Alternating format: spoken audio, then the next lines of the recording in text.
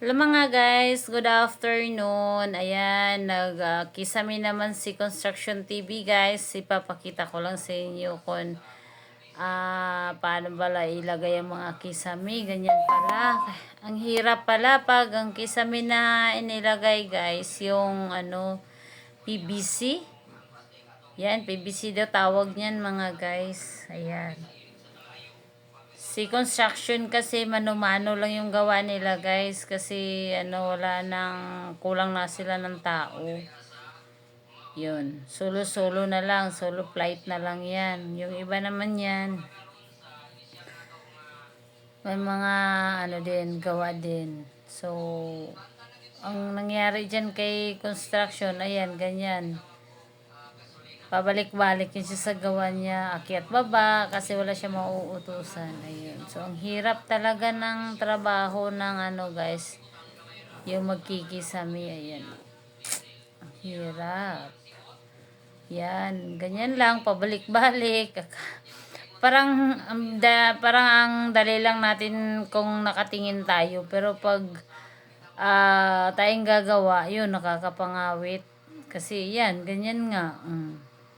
Kasi pangit naman tignan ng mga idol kung hindi yan nakaka-fix. Hindi na-fix yung niya, yung pagdikit-dikit ng mga pipe ng mga PVC na yan.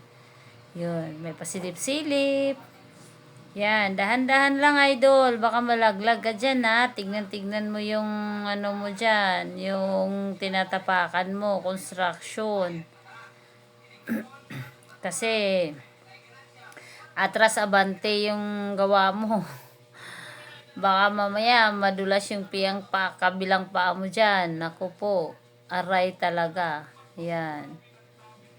Yan. Nahirapan siya sa bandang dyan mga idol kasi ewan ko ba kung bakit.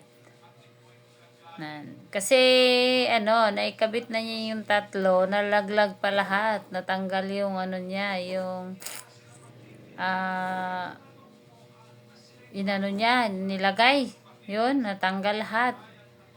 Yan. O, diba?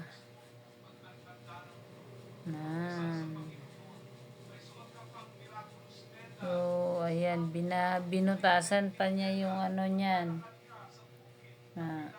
Para magkapit. Mahirap. Mahirap talaga, nakakapangawit. Ayan, puro yan siya reklamo dyan mga idol Kasi walang helper. Siya lang mag-isa. Ayan, Kumbati, construction. Birahe.